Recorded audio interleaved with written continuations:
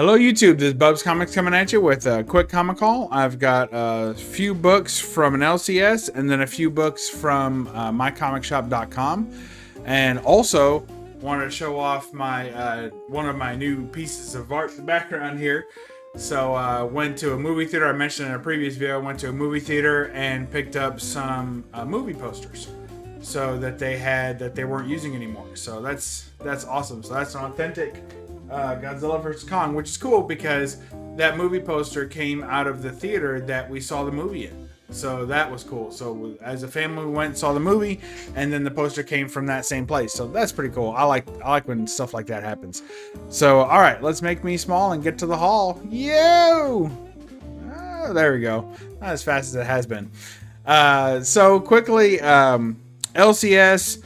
Me and this LCS has had a few words back and forth, but overall I thought it was time to spend some money there and support the local comic community, if you will.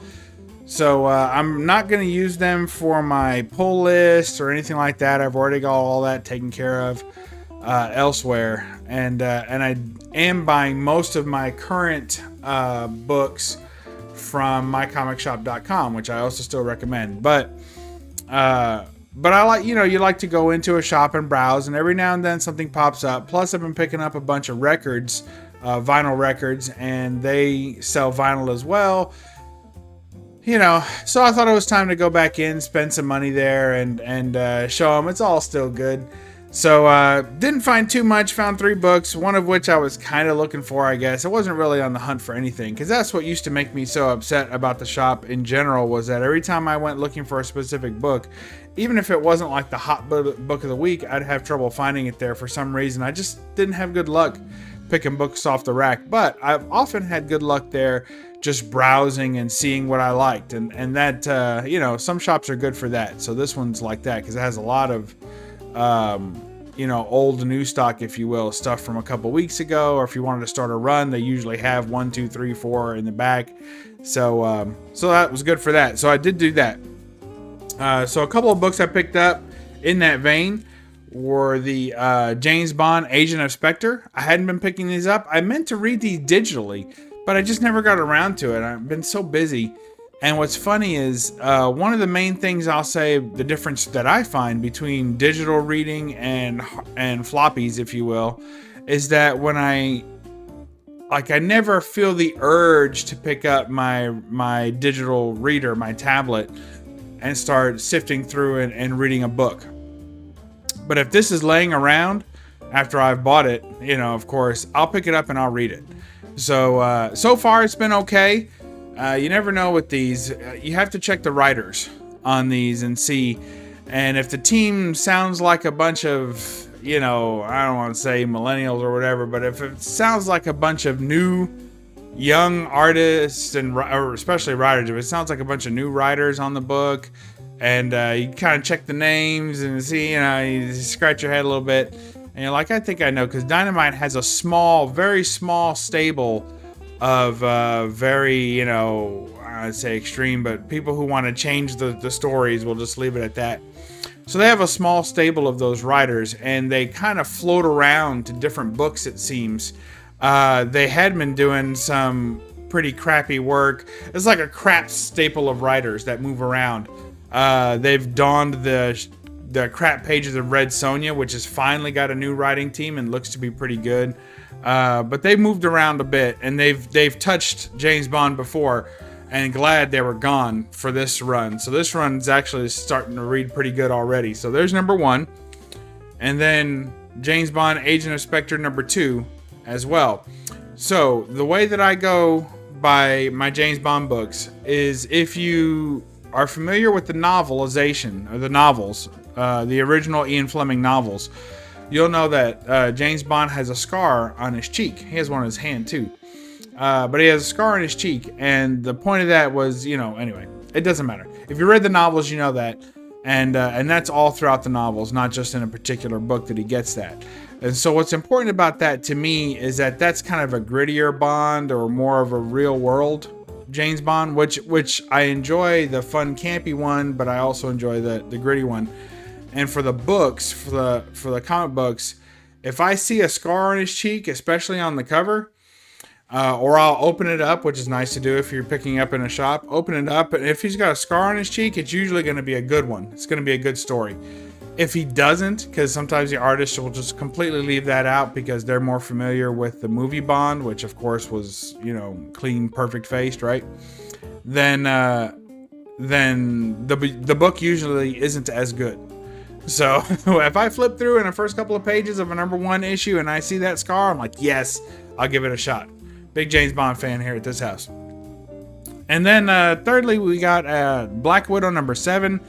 They had a lot of the back issues too on this title. All Adam Hughes A covers on Black Widow, and this is already #7, of which I don't think I kept any, maybe one. They're okay. They're not fantastic, but this one I kind of liked. I felt like you were getting multiple Adam Hughes covers for the price of one. Plus, I like when they a little cheeky and tell something of a story. So here you got Black Widow in the top corner, you know, saying, "Come on, let's fight."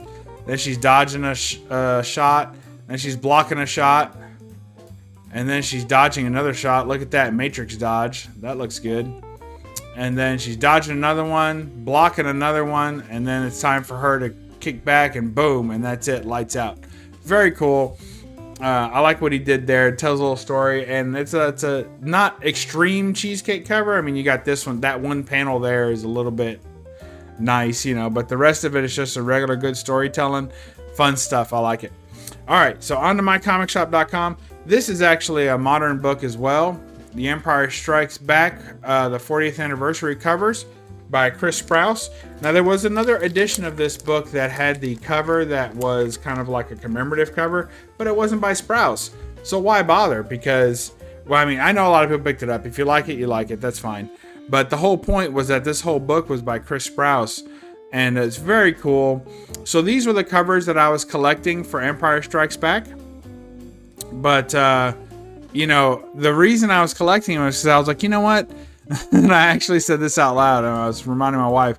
I was like, you know, I was buying them separately because I felt like that's the kind of thing that would never get collected in a trade.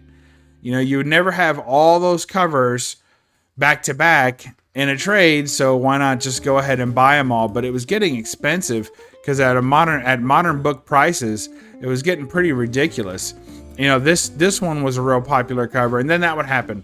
I was picking them up as they came along. I didn't have them on pre-order. It spanned 3 different titles, and by the time you got to like this one was really popular. You couldn't find it. I was like, man, that's, you know, that stinks.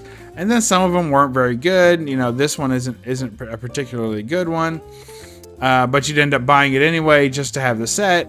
So anyway, I gave up on buying those, and then lo and behold, this comes out and it's got extra stuff in it. So I was excited to get this, and I probably, let me know in the comments below if you guys, that's the last one. This actually came out before this issue came out, I think because of the, you know, maybe the pandemic's spacing publishing. So anyway, let me know in the comments below if I should keep the other ones.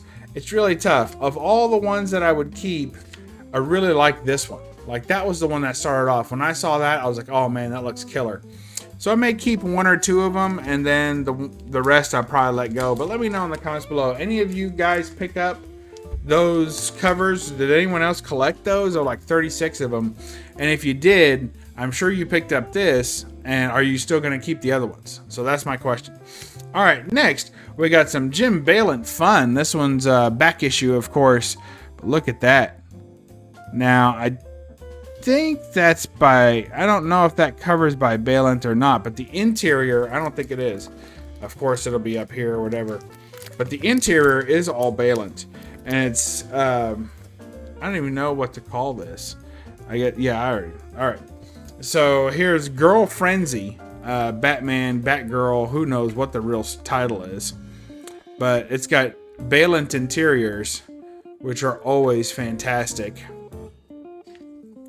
Look at all this good stuff. Tough stuff, man. I know we're doing some comic openings today. Always good art from Jim Balent. Look at that. I mean, if you can't get behind that, I don't know what to say. Look at that. Fantastic art. So thanks so much to Jim Balent for his contributions to the Batman art gallery in particular, which are my favorite of his. And then, of course, you know, we're still working on the Spider-Woman run, chipping away. We got 42. This is, of course, the original volume. Spider-Woman 42. And we got, looks like she's battling Silver Samurai there. And Spider-Woman 43. Check that out. That's a good one. Good stuff. All right, that's it. That's my haul. Hope y'all enjoyed that. And we'll catch you next time on BUB'S Comics. And remember to read a comic. And don't apologize for the glare. Bye-bye.